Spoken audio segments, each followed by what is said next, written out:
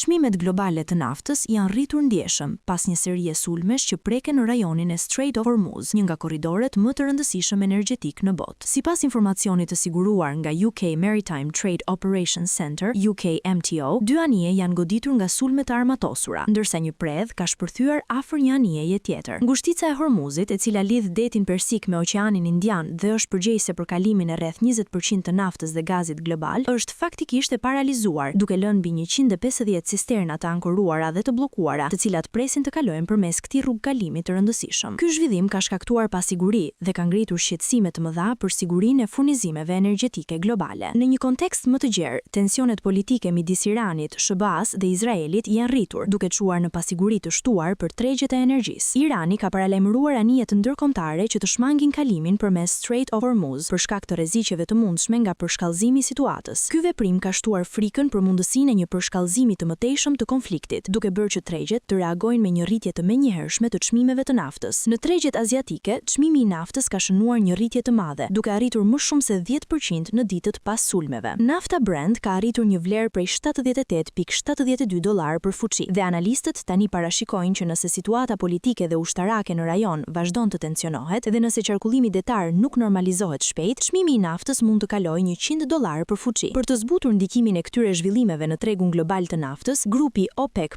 ka vendosur të rrisë prodhimin e naftës me 206.000 fuqi në ditë. Kjo është një masë që synon të mbajë ekuilibrin e ofertës dhe kërkesës, duke mundësuar që tregjet të mos pësojnë rritje të mëtejshme të çmimeve. Megjithatë, ekspertët e industrisë janë të dyshimt për ndikimin real të kësaj mase, duke pasur parasysh që çmimet e naftës mund të vazhdojnë të rriten nëse situata e sigurisë në rajon nuk stabilizohet. Përveç ndikimit në çmimet e naftës, situata e tensionuar në rajon ka bërë që disa kompani, përfshirë edhe Maersk, një nga kompanitë më të mëdha të transportit detar, të vendosin devijimin e anijeve nga disa rrugë kyçe detare që kalojnë pranë Strait of Hormuz. Ky veprim ka ndikuar negativisht në zinxhirët global të furnizimit dhe ka shkaktuar vonesa të konsiderueshme në transportin e mallrave, duke çuar në një pasiguri më të madhe për tregtinë ndërkombëtare.